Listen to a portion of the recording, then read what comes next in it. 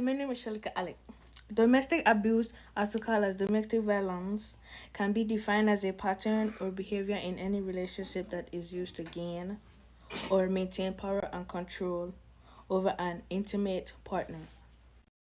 I'm here today interviewing a domestic violence survivor named Makira O'Reilly. Hey Makira, how you doing? Tell me a little about yourself.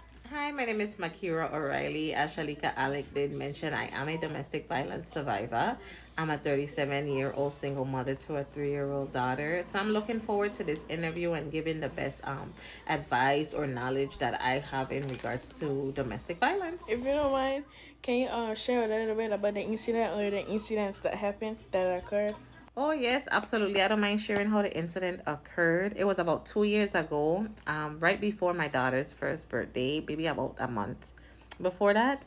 Um, he came home early from work. I was doing work from home, and we started arguing because my daughter at the time, she was fussy, wanted to go down for a nap, and he was there cooking, whatever it was he had going on. And we started arguing, going back and forth, things like that. And then as I pushed him or something like that, whatever he said, irritated me, and I pushed him, and he started coming towards me with a knife. And I was like, well, what's really going to happen here? Like, am I going to die? Am I going to live? But I was am I going to swing first or not? And I sure did, because I was like, I need to defend myself here, because it's either live or die trying. Correct. And that's exactly what happened. So, not that it was the right thing to do with me pushing first or not, but, that natural instinct kicked in for me to defend myself. So, okay, how do you feel now about going through the situation? Well, first off, I never thought that that would be something that I would have gone through. That's number one.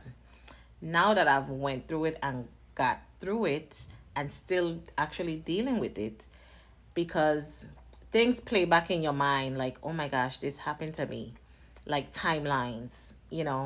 So it happened in the month of February. We're now in April. I had to relocate. It's like I'm here now in Alabama. I came from Florida, Orlando, Florida, and things flash back. It's like I can't believe I'm almost here a year already. This time last year I was living in the Virgin Islands, where I'm originally from, and it's like I had to give up my living space and things like that. So to say that over it, it's not that, because it's still a process. Everybody has their own healing time. I wouldn't say I'm at the beginning of the healing process, but I've definitely made progress. But it's something I never thought I would have gone through. What are some advices that you have for the people out there? My advice is to be aware of your relationship. Like, know the person, get to know the person. Don't rush anything. You having an argument, step away, you know, collect yourself. Just try not to get heated in the moment, and then look for those signs. Being controlling, not wanting you to be around your family. What else? Let's see. Like, when you go out in public, are they speaking to you positively? Are they uplifting? Things like that. Because sometimes you tend to black out these signs to think, oh my gosh, well, they're just a loving person, or they're just jealous, or they're this. You do not need to be with someone that is jealous of a next relationship you have. You should have trust, love, understanding, faith. That's what you have to go by. So if you see these signs of, you know, anger, trust issues, these type of things, jealousy, these are signs to be aware of. Don't stay in it. Get out, get out, get out. So, since you've gone through all of this, can you tell me a person who you look up to?